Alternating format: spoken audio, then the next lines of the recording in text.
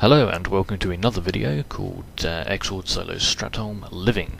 As you can see, I'm once again in Stratholme, but this time this is the main entrance and I need to go to the living side. So I'm heading on past these packs. No, I'm not. I'm pulling them because I can't run past things. Here we go, beating them down. Most of those are dead and one's left. Right then, moving on past the first pack. Check those out. Yep, running around here to the side looks like a good idea. Oh, there's some rats. Oh dear, and I've pulled that group as well. This is not a good start. Oh well, let's just beat them all down again. Excellent, there we go. Cleaving, shockwaving, all these wonderful things. Yes, excellent. Dead. Dead. And dead! Excellent. As before, I decided to skip out a lot of the long, boring segments where I just run past things, so now we appear by the living side. There's two guys, let's see if I can get past them. No, I can't. I pulled them. There we go. Beating him down while the other one misses me. And managed to miss my shield bash about a whole second after it actually finishes casting. I apologise because I was actually lagging a little there, not because of my ineptitude. You can actually see I loot him, and there is a tiny break where I attempt to fix my lag problems. Here we go, continuing onwards, moving around those. I have to kill these guys to get past into the entrance, which you can see just up there at the top of the screen. Cleaving those, beating them down, shockwaving again, always good. Lovely shockwave, thunderclap, and he's dead, and he disarms me as he dies. Bugger. Not a problem because there's no enemies. There is a door, which excitingly I can open with a key, and the key is from Scarlet Monastery. Now I just noticed that I have missed something, so I'm heading back outside where I encountered the first boss of the living side.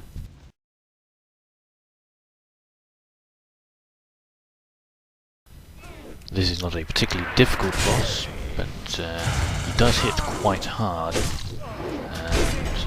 And yes, there we go. One of his hits hit for almost 1,000, which is quite nasty. However, I managed to avoid most of his attacks, and I beat him down quite quickly. Checking for loot. Nothing of interest.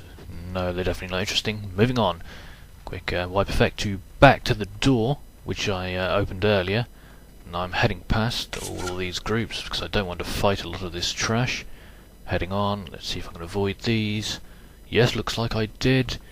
And no, I didn't.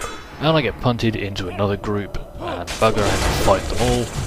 Oh well, the clapping, cleaving, shockwaving, there we go. Excellent, those are dying quite nicely. There's one running away, I have to go kill him. Yes, avoided that group. Oh, no, I didn't avoid that group, it seems, because I got punted back into it. Not a problem. Cleaving them again. I love cleave, it's one of my favourite skills. I've got disarmed, which is a bit of a problem, but no matter because I can just hit them all anyway. Here we go. They're dying. 2 left. 1 left. Can I defeat it? Yes, I can. Yes. 2 enemies have appeared. I must destroy them too. There we go. Beating them down. These die quite quickly also, which is excellent. There we go. And he's dead. Right, a movement on, past through that pathway to a door, which I can also open with a key. There we go, opening it with a key. Excellent, checking for any dangerous enemies hiding to the sides. There are no enemies, so I continue on down here. There's a group and a patrol, which I avoid. I'm very good at avoiding groups now, because I did a lot of practice earlier. Jumping over these crates to avoid this one, but I managed to pull them, so I have to destroy them. Go, thunderclap, shockwave, shield bash, shield slam rather, apologies, not thunderclap, and I managed to just miss that one, so it heals, I was about to heal, but I kill him before he can heal, excellent. Avoiding this group, continuing down here and avoiding these ones too, down we go, onto the next boss.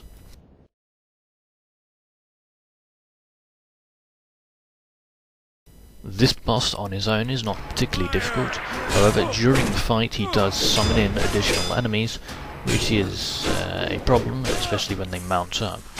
Here we go, I'm beating him down quite nicely, and as you can notice there are arrows being fired from behind, which aren't hitting me. I get punted in the air, but charge back into him. It's a wonderful mid-air charging move, which is particularly excellent. The guy just threw a heal on the boss, sadly, which increased the time it took to kill him. But he's dead. I must kill these guys now quickly. I must pick up these cannonballs and use the cannon to destroy these enemies. Firing, boom, those die. Wonderful. Pick up another cannonball to kill the others. And fire, but they take no damage, annoyingly, so I have to run up and actually kill them manually. Luckily they are fairly weak and die quite quickly. This one will not cast its spell because I interrupt it. And there we go. Back to the boss to loot and find out what awesome things I can get. Now here, this is a wonderful little trinket that summons a little cannon. I think I will definitely take that because it's great. I'm filled with happiness because I got something. On we go! Continuing back out the way we came, I decided to quickly skip that out. We're back at the door I previously opened. And as we can see, there is another door which I can open again with another key. Opening doors with keys is quite excellent. It's very enjoyable. I recommend everyone actually tries to open a door with a key occasionally. There's lots of enemies here. Trying to work out if I can actually get past them. I don't believe I can. Nope, it seems I have pulled them, so they must be destroyed with thunderclap. And I decide to unleash my little cannon that I got from the boss. To make nice sounds, blowing things up. Not doing too much damage, but it is definitely a big help. And it sadly doesn't last very long and explodes. Oh well, two more enemies patrol up into me. They die quite quickly too. It's not much of a challenge. And moving on.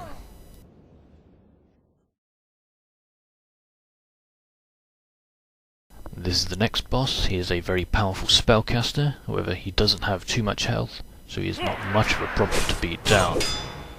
As I mentioned, his powerful attacks include a blast wave, which is there, which does quite a lot of damage, and his pyroblast, which will do a very large amount of damage if it hits. However, I spell reflect it, and he dies. Checking him for loot, and I get a righteous orb. Wonderful.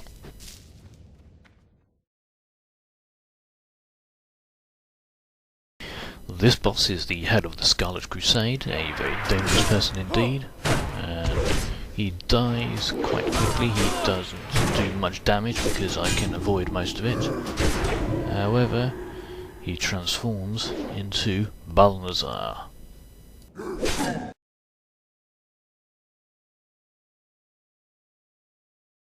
Who was previously thought killed in the Warhammer 3 campaign. However, he possessed the form of Grand Crusader Dalthrian and turned the Scarlet Crusade into the biggest monstrosities that they now are. He doesn't do particularly much damage, however his spells do hit quite hard when they do hit, but most of them don't, and he dies, and I gain an achievement. Wonderful. Excellent. Checking that out. Yes, that's definitely there. Brilliant. Checking him for loot, see if there's anything interesting. Tool cover, always good. Nothing great there. And we come to a close for the sounds of battle which scare me, so I quit.